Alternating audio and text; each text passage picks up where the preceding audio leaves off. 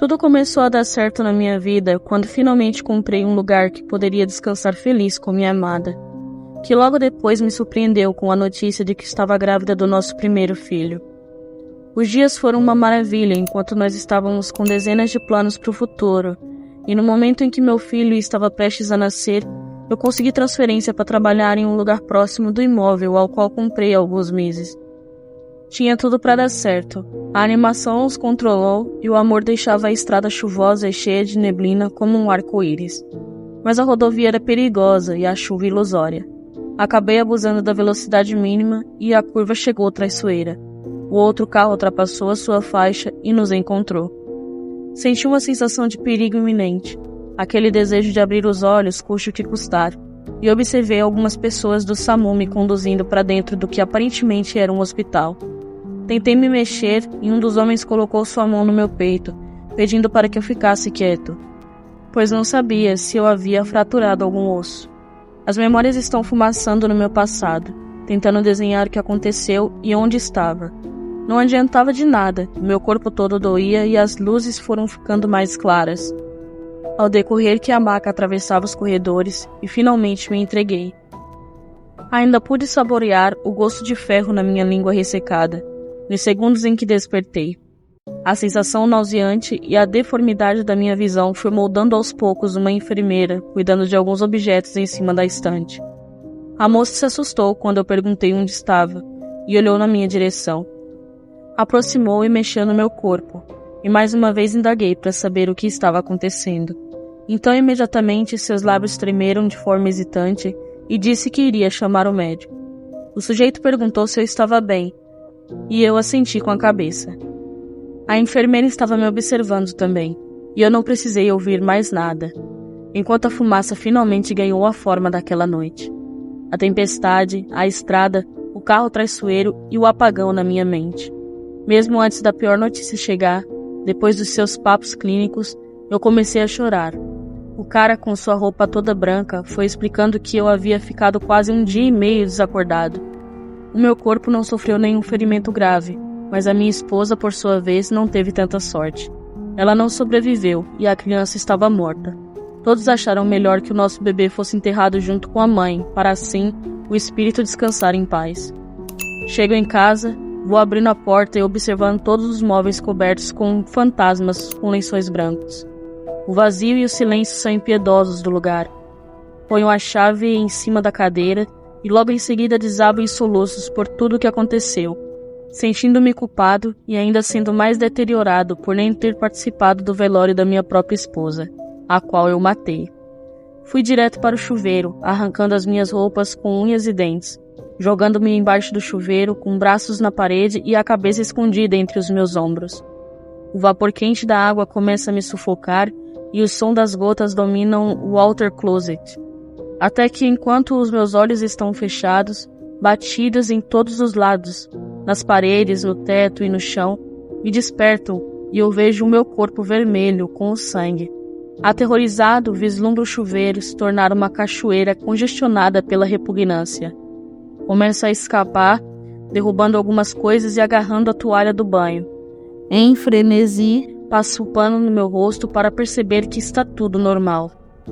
Ainda agitado pelo ocorrido, seja lá o que foi que houve, talvez seja alguma consequência do trauma que passei. Não demora muito para ir direto ao meu leito, depois de enxugar o meu corpo e remover cada líquido. Nem precisei comer nada, porque a minha consciência não deixaria que tentasse ocupar o vazio no meu estômago. Em poucos minutos, acreditando que finalmente descansaria, aquele estrépito ressurgiu, agora como arranhões e a cama tremendo. Fiquei assustado e ao me virar para ligar o abajur, apreciei Kate Altsen, a minha esposa, próxima dos meus pés.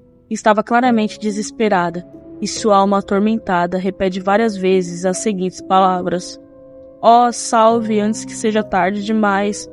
Por favor, faça alguma coisa." Fico apavorado. Minha respiração se torna pesada e difícil. Nos instantes em que finalmente consigo ligar o abajur, próximo à minha cama, meu quarto não tinha nada. Qualquer tipo de intenção de descaso ou sono desapareceram naqueles minutos. Levanto da cama para tentar acalmar a minha mente, e minha respiração estava cada vez mais pesada, e fui direto para a varanda, sentando-me na cadeira de balanço. Depois de muito ofegar, comecei a recuperar o domínio dos meus pulmões, mas algo me surpreende mais uma vez. O som do rádio vindo da sala, e eu nem havia ligado o aparelho, tomou o manejo da situação.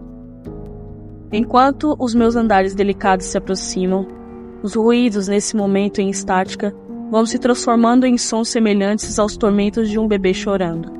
Uma criança rouca e aparentemente desesperada. Claramente estou ficando louco. Ainda mais quando tento desligar o aparelho e percebo que não está respondendo, e muito menos conectado à tomada da energia. Começo a questionar minha sanidade e parece que tudo está derretendo na minha mente por um pavor traiçoeiro. Tento fugir mais uma vez pela porta.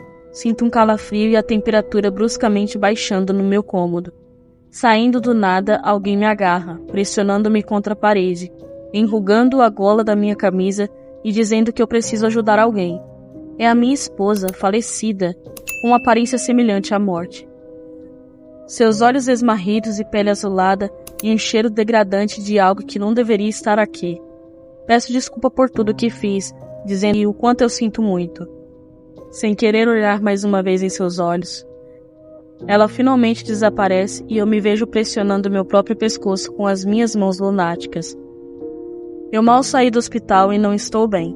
A comida não tem o mesmo gosto, e todas as vezes que eu fecho os meus olhos, vejo a minha falecida esposa sendo desenhada por fumaças brancas no negrume, desesperada, agoniada em um lugar apertado e escuro. A criança chora preenchendo todo o vazio com seus suspiros, até que os meus olhos se abrem nos segundos em que eu imagino conseguir apagar na exaustão. Percebo que não consigo mais fazer nada além de ser atormentado por isso.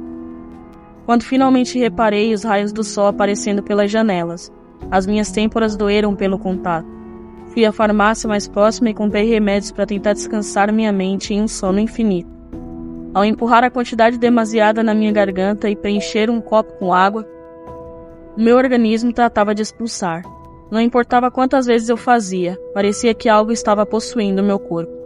Depois de puxar várias vezes, na intenção de acabar com isso, jogo-me na cama e não existe nada além do silêncio, o meu tormento e a minha cabeça. Os momentos em que tudo fica calado o suficiente, minha cabeça neutralizando a angústia, é quando ela surge. O seu corpo em estado de decomposição, Kate repetindo enquanto se aproxima rastejando e machucando cada centímetro em que encosta na minha pele, as seguintes palavras. Ele precisa da sua ajuda. A chuva vai voltar mais uma vez. Você precisa ajudá-lo. Mais uma vez, peço desculpas por tudo que eu fiz, por ter lhe matado e ceifado a vida da nossa criança. Como o pior monstro de todos.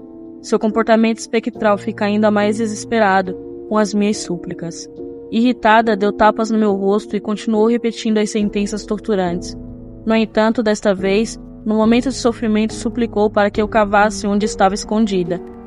O tempo parou, e enquanto eu estava ouvindo o desespero da falecida, os gritos de uma criança me atormentavam, minha cabeça latejando, sangue escorrendo pelas paredes, batidas em todas as direções, e finalmente eu cuspi em um berro desesperado para que parassem, para que eu, de alguma forma, pudesse lhe encarar e enxergar o crime que fiz. Fui à garagem e peguei uma pá. Já estava escuro e tarde da noite. Ninguém viu quando entrei no cemitério e encontrei o coveiro dormindo, agarrado a uma garrafa de vinho. Comecei a cavar na sepultura da minha tão amada Kate. Tão poucas horas que ela me deixou e a chuva aparecendo de repente fez tudo voltar para o passado. Eu não tive coragem de vir aqui e preciso finalmente encarar o meu crime.